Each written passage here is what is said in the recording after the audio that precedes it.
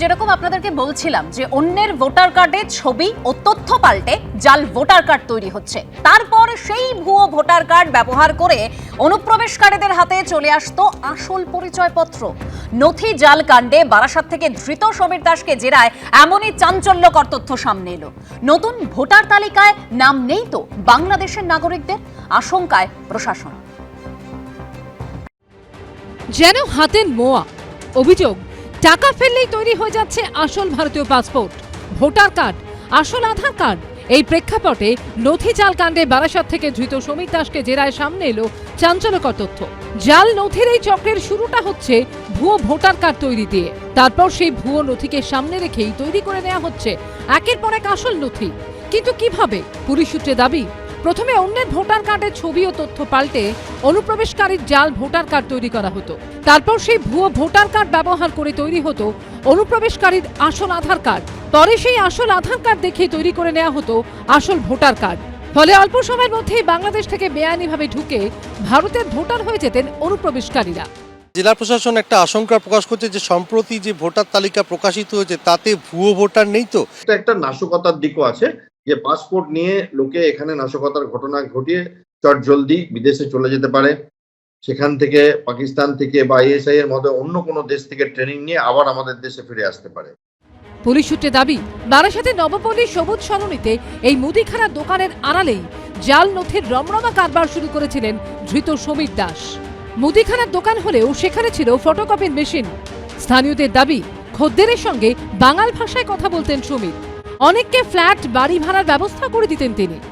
বছর খানেক আগে এই মুদির দোকানটি চালু করা হলেও কিন্তু মুদির দোকানটি খুব একটা ভালো চলছিল না, কিন্তু জেরক্সের দোকানে প্রচুর বাইরের লোকজন ভিড় করতো। অর্থাৎ মনে করা হচ্ছে এখানেই সমস্ত নথি তৈরি করা হতো এবং তার যারা সহযোগী, যারা গ্রেপ্তার হয়েছে, তারা প্রাথমিক জেলায় পুলিশকে জানিয়েছে যে তাদেরকে মোটা টাকার লোভ দেখিয়ে এই সমস্ত নথি তৈরি করাতেন সমীর দাস। আর সব থেকে গুরুত্বপূর্ণ তথ্য যেটা এলাকার বাসিন্দারা বলছেন যে যারা বাড়ি ভাড়া নিতে আসতেন তাদেরকে বাড়ি ভাড়ার হদিশও দিতেন সমীর দাস। এখন প্রশ্ন হচ্ছে, বাড়ি ভাড়া দেওয়ার আড়ালে তিনি কি বাংলাদেশিদেরকে আশ্রয় দিতেন?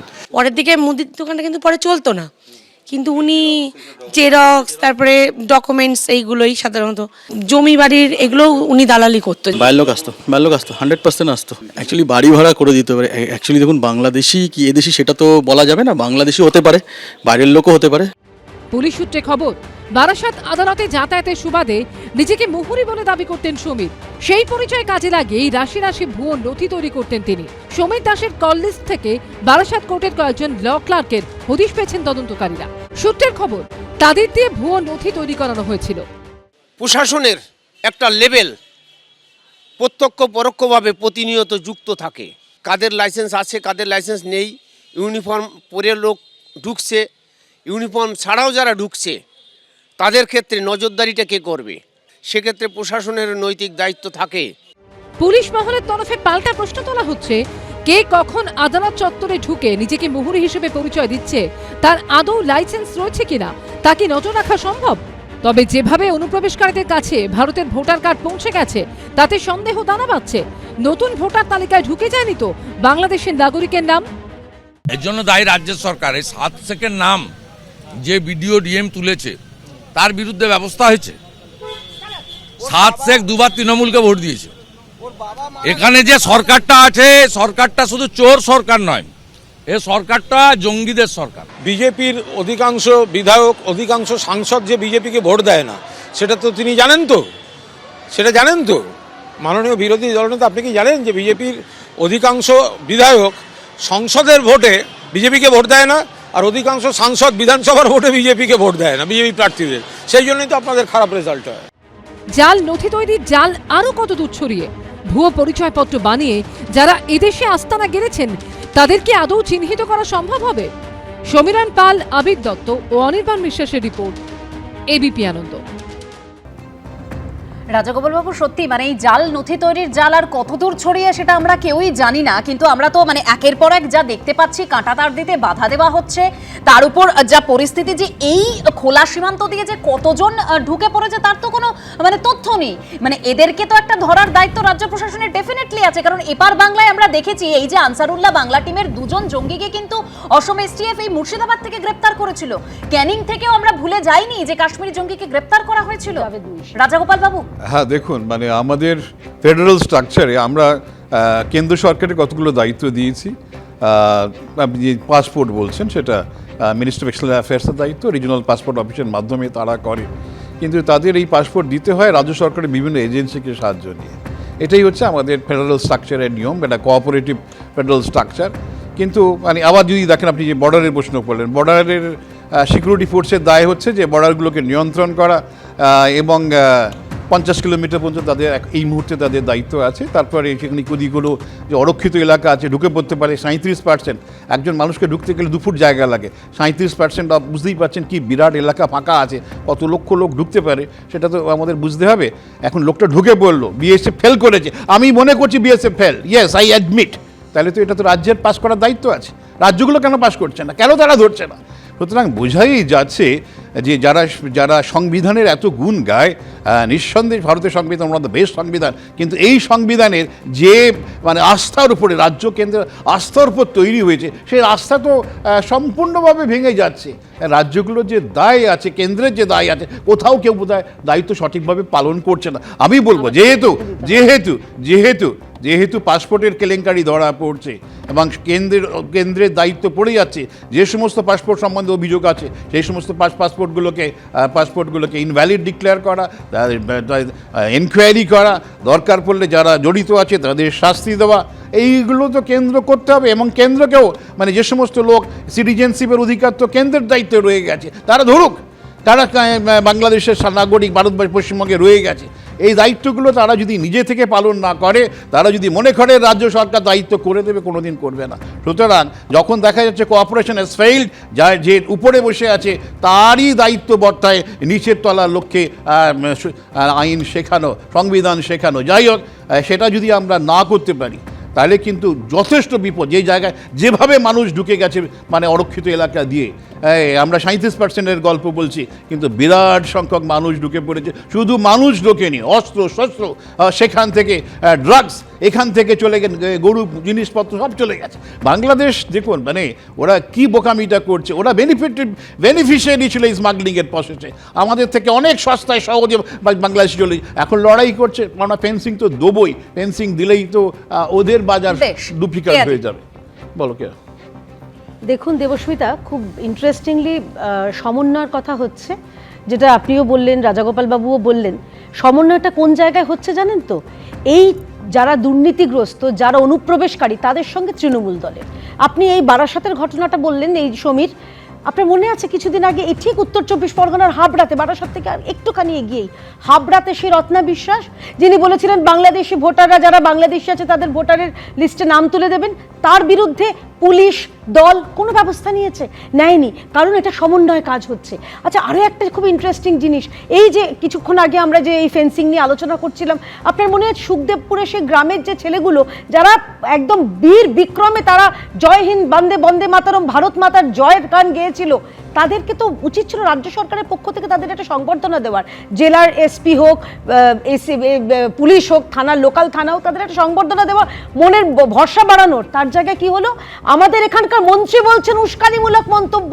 সমন্বয়টা ওই জায়গায় রয়েছে। আসলে এদের কারণেই, এদের সমন্বয়ের কারণেই দেবস্মিতা, এই রাজ্যে 7 রাডির দুটো বিধানসভায় ভোটার কার্ড আছে।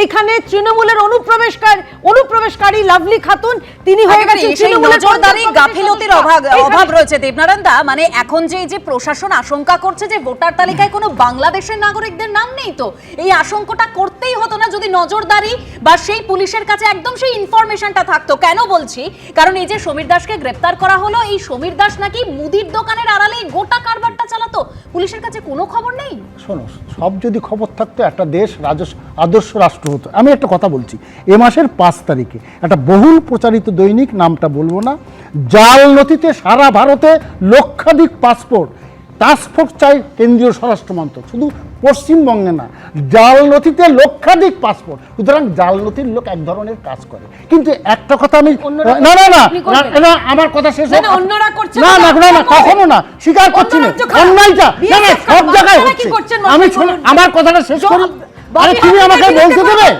না, আমি তোমার সময় দিই না, আমার কথাটা কেয়াদি সুযোগ পাবেন শেষ করতে দিন। বলছেন শুনুন, শুধু পশ্চিমবঙ্গের পুলিশ দায় অবশ্যই, কিন্তু সেন্ট্রাল একটা আইবি, যে কথাটা আপনি লাস্টে বলেছেন, সেন্ট্রাল আইবি যে কোনো জায়গায় যেতে পারে, সেই অধিকার সেন্ট্রাল আইনেও আছে।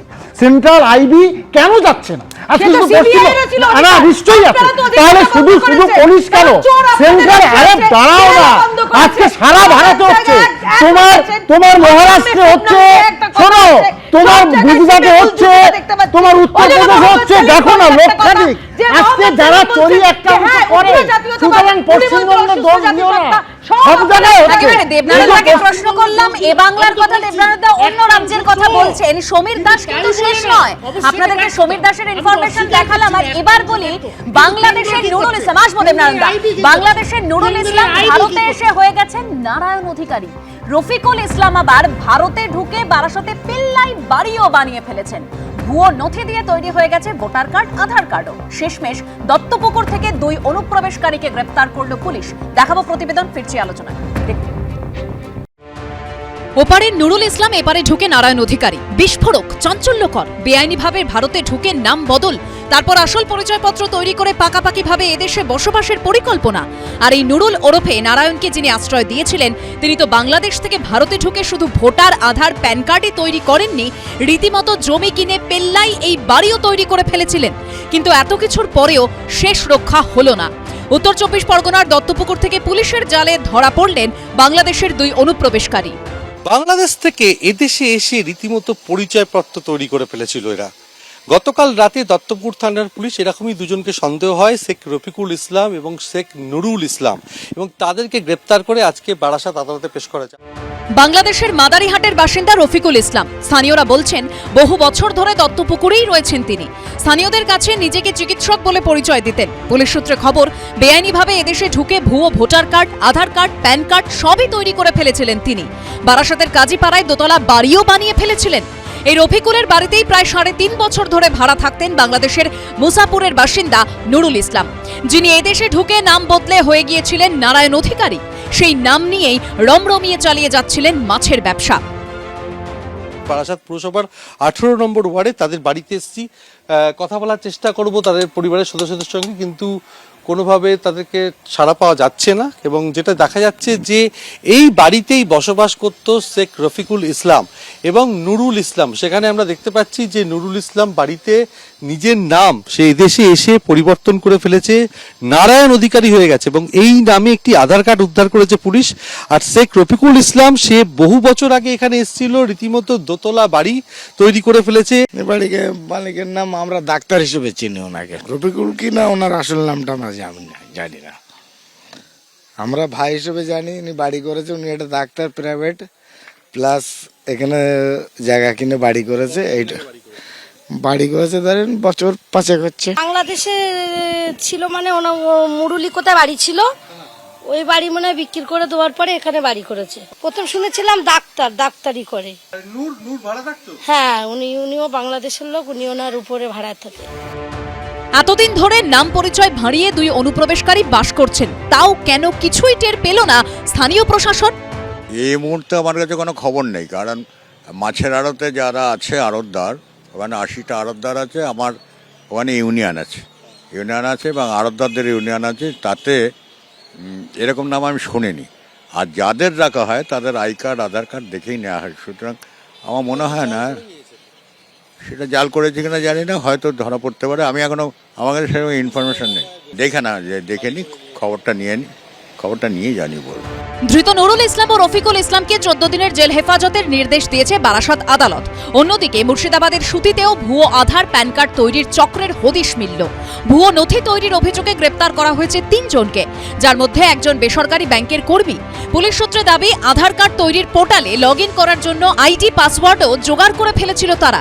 ধৃত মনোজ কুমার মণ্ডল, ইসমাইল শেখ ও আকবর আলীর কাছ থেকে উদ্ধার হয়েছে ফিঙ্গারপ্রিন্ট স্ক্যানার, প্রিন্টার ও একাধিক মোবাইল ফোন। আমাদের পুলিশ এদের ধরছে, এখন ধরপাকড় শুরু হয়েছে, হয়তো আরো অনেক ধরবে। হয়তো এমন একটা সময় আসবে, দেখা যাবে যে আমাদের ভোটারের একটা বড় অংশ বাংলাদেশের ভোটার হয়ে যাচ্ছে। বাট একটা নাশকতার দিকও আছে, যে পাসপোর্ট নিয়ে লোকে এখানে নাশকতার ঘটনা ঘটিয়ে চটজলদি বিদেশে চলে যেতে পারে। সেখান থেকে পাকিস্তান থেকে বা আইএসআই এর মতো অন্য কোনো দেশ থেকে ট্রেনিং নিয়ে আবার আমাদের দেশে ফিরে আসতে পারে। ভুয়ো আধার প্যান কার্ড তৈরির অভিযোগে ধৃত 3 জনকে 6 দিন পুলিশ হেফাজতের নির্দেশ দিয়েছে জঙ্গিপুর আদালত। সমীরণ পাল ও রাজীব চৌধুরীর রিপোর্ট, এবিপি আনন্দ। আমি এখান থেকে সমীর বাবুর কাছে যাব। সমীর বাবু, মানে এই যে ভুয়ো নথিগুলো তৈরি হয়ে যাচ্ছে, আমরা জানি ভোটার কার্ড হোক, আধার কার্ড হোক, প্যান কার্ড হোক, পাসপোর্ট তৈরি হোক, প্রতিটা ক্ষেত্রেই কড়াকড়ি আছে। সেখানে এই যে সমীর দাসকে গ্রেপ্তার করা হলো, তার মুদির দোকানে আড়ালে এই কারবার চলতো। মানে একটা মুদির দোকানে গেলাম আর সেখানে আমার নথি তৈরি হয়ে যাবে, আমি ভারতের বাসিন্দা নাও হতে পারি, মানে এইরকম পরিস্থিতি আমরা দেখেওছি। কিন্তু এর আগে সমীর দা যে 37টা আবেদনপত্র ছিল পাসপোর্টে, যেখানে 36টা ঠিকানা উল্টোডাঙ্গা, পিনকোড 94, মানে এই পরিস্থিতি পুলিশের কোনো নজরদারি নেই, পুলিশের কাছে কোনো খবর নেই। আমি কয়েকটা জিনিস সাজেস্ট করব পয়েন্ট বাই পয়েন্ট।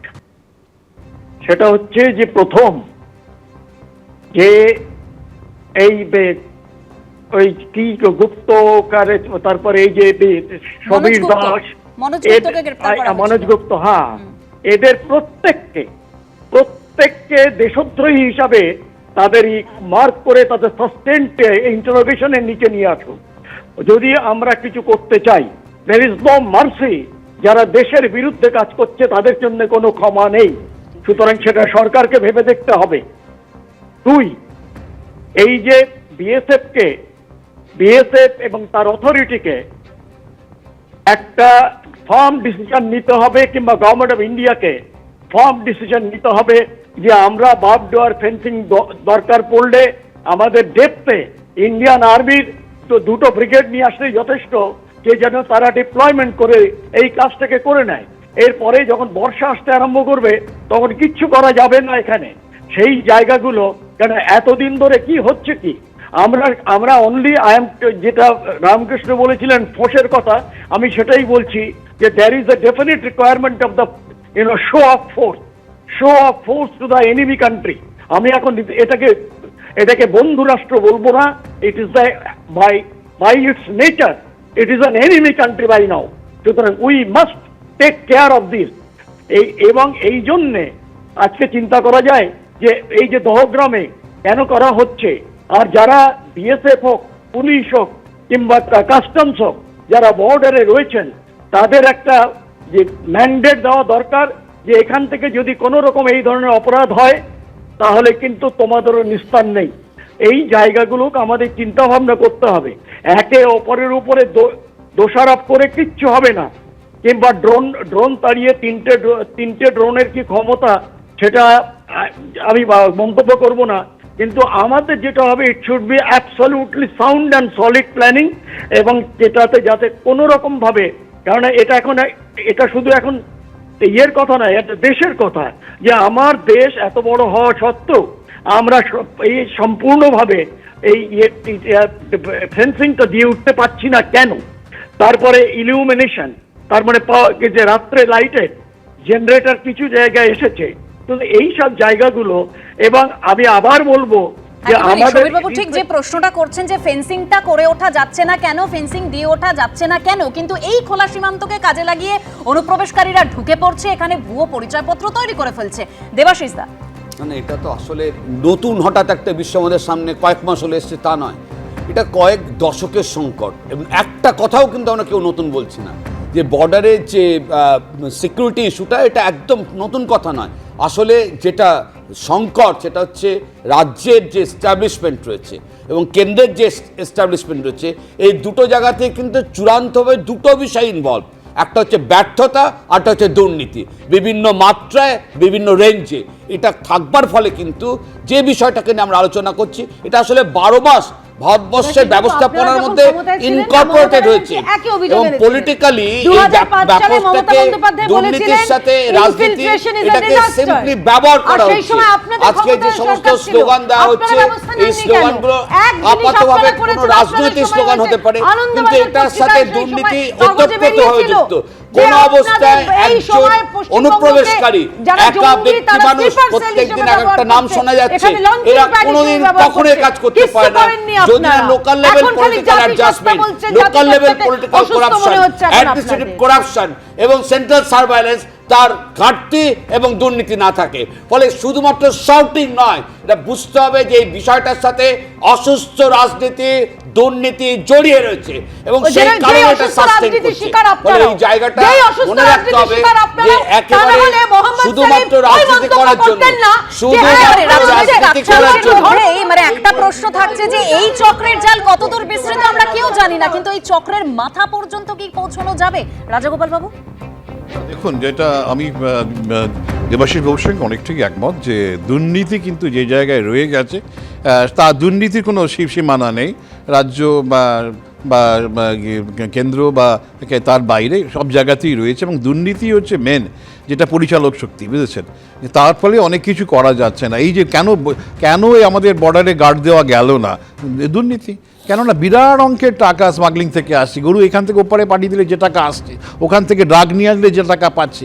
সুতরাং এরা এই যে স্বার্থ, বিরাট স্বার্থ, এবং স্বার্থ তো এই যে একজন মুদিখানার দোকানে লোকটা পাচ্ছে তা তো নয়, এই টাকা নানান জায়গায় চলে যাচ্ছে এবং তার ফলে নানান স্বার্থ এখানে জড়িয়ে আছে, রাজনৈতিক দলগুলো জড়িয়ে আছে। তার ফলে কেউ আর হাত দিতে চাইছে না। ভুক্ত হচ্ছে দেশ, ভুক্ত হচ্ছে আমাদের মতন সাধারণ। একেবারে রাজাগোপাল বাবু ঠিক যে কথা বলছেন যে এখানে বিরাট বড় রাজনীতি রয়েছে, দুর্নীতি রয়েছে, স্বার্থ জড়িয়ে রয়েছে, যেখানে বলি হচ্ছে কারা? সাধারণ মানুষ। কিন্তু প্রশ্নের উত্তরটা নেই আমাদের যে এই পরিস্থিতি থেকে মুক্তি পাবো কিভাবে। এখানে আলোচনা আজকে আমাদের শেষ করতে হচ্ছে।